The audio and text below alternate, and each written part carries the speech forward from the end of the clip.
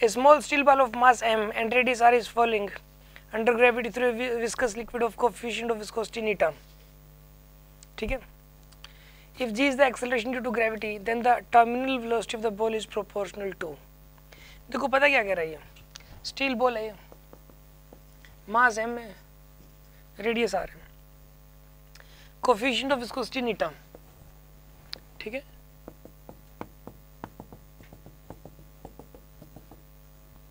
Coefficient of viscosity neta. If g is the acceleration due to gravity, then the terminal velocity of the ball is proportional to.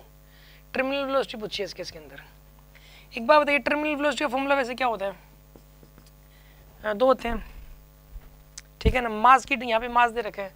चलो भाई mg into में 1 - 1 upon R D upon में 6 पाई नीटार, एक तो ये वाला होता है, और दूसरा होता है 2/9 r square g by eta into rho s minus rho l, ये होता है.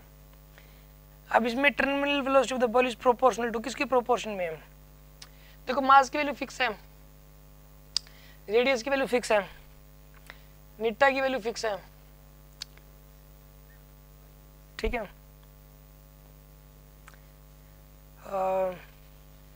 देखो आर डी तो फिक्स ही होता है वैसे. आर डी क्या होता है इसके अंदर? फिक्स होता है. तो ये पूरा फिक्स हो गया. तो mg/6 पाई नीटार बोल सकते हो आप. 6 पाई भी कांस्टेंट है. mg/ नीटार बोल सकते हो आप. mg/ नीटार लिख रखा है इसने एक. ठीक है ना. इसमें भी रो एस रो एल तो फिक्स है. ठीक है ना.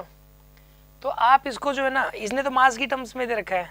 अगर इसकी टर्म्स में दे रखा होता ना आर और नीटा की टर्म्स में, तो आर स्क्वायर g/ नीटा के प्रोपोर्शनल भी होगा, क्योंकि रो एस और रो एल फिक्स है. ठीक है ना. स्टील बॉल फिक्स कर दी. स्टील की वैल्यू तो फिक्स, जो स्टील का जो रो है वो है, और जो लिक्विड का जो मतलब रो है वो है. ठीक है ना.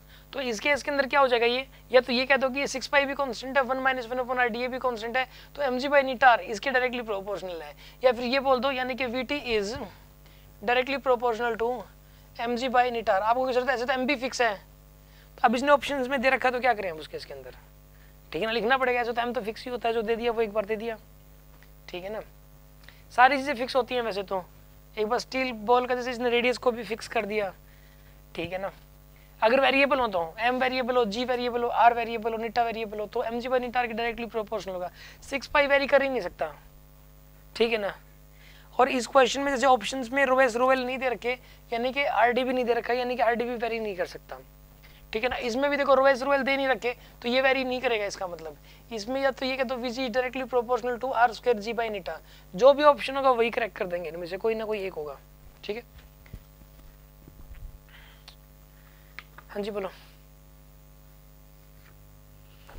सर वेलोसिटी भी कांस्टेंट है क्या? Velocity constant? कौन सी वेलोसिटी? Terminal velocity. यस.